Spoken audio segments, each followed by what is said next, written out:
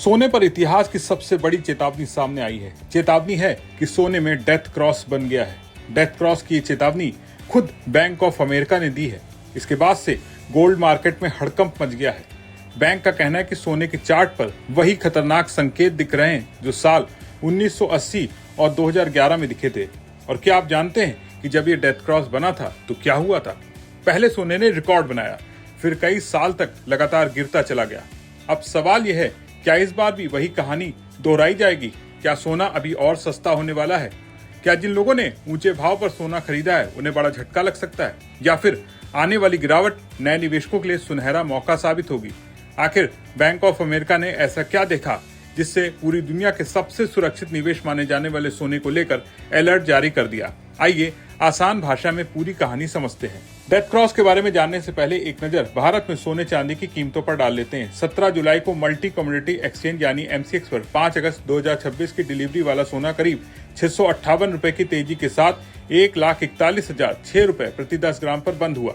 वहीं 4 सितंबर 2026 की डिलीवरी वाली चांदी हल्की तेजी के साथ 2,16,449 रुपए प्रति किलो पर बंद हुई। अब सबसे पहले समझते हैं कि आखिर ये डेथ क्रॉस क्या है और इसे इतना खतरनाक क्यों माना जाता है। जब किसी एसेट की छोटी अवधि की औसत कीमत यानी 50 डे मूविंग एवरेज लंबी अवधि की औसत कीमत यानी 200 डे मूविंग एवरेज के नीचे चली जाती है तो उसे डेथ क्रॉस कहा जाता है।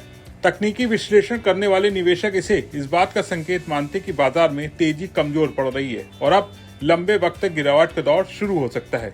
यही वजह कि जब किसी बड़े एसेट में डेथ क्रॉस बनता है पूरी दुनिया के निवेशकों की नजर उस पर टिक जाती है।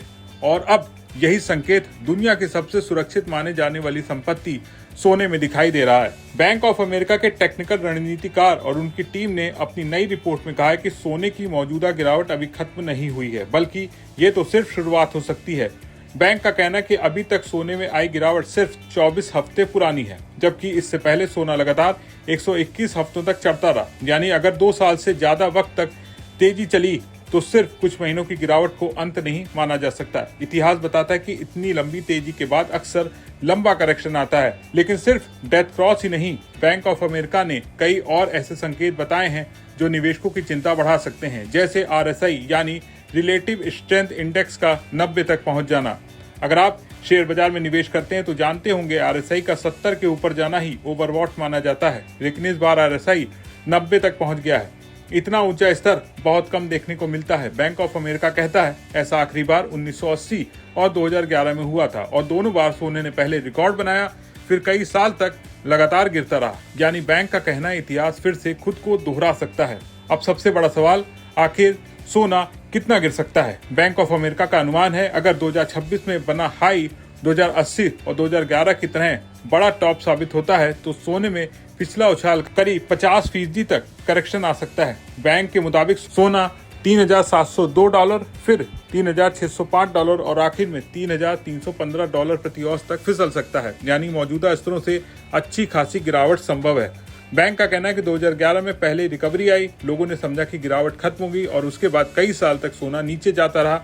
अब सवाल, अगर ऐसा है तो निवेशक क्या करें? बैंक की सलाह घबराकर फैसला मत कीजिए। लेकिन यहाँ एक बात समझना जरूरी है कि ये कोई गारंटी नहीं कि सोना जरूर गिरेगा। ये बैंक ऑफ अमेरिका का तकनीकी विश्लेषण है। बाजार की दिशा, ब्याज दरें, डॉलर की चाल, महंगाई, युद्ध, केंद्रीय बैंकों की खरीदारी और वैश्विक आर्थिक हालात पर भी बड़ा असर डालते हैं। फिलहाल बैंक ऑफ अमेरिका की रिपोर्ट ने पूरी दुनिया के निवेशकों का ध्यान खींचा है। डेथ क्रॉस, RSI 90, 1980 और 2011 जैसी समानताएं, ये सभी संकेत बता रहे हैं कि सोने का बाजार अब बेहद संवेदनशील दौर में पहुंच चुका है। ऐसे में जल्दबाजी में खरीदारी करने या बेचने की बजाय हर निवेशक को सोच समझकर फैसला लेना चाहिए, क्योंकि अगर इतिहास सचमुच खुद को दोहराएगा तो आने वाले महीनों में सोने की कीमतों में बड़ा उतार चढ़ाव देखने को मिल सकता है और यही वो तय करेगा कि सोना निवेशकों को चमक देगा या फिर बड़ा झटका। आपका बैंक ऑफ अमेरिका की इस चेतावनी पर क्या सोचना है?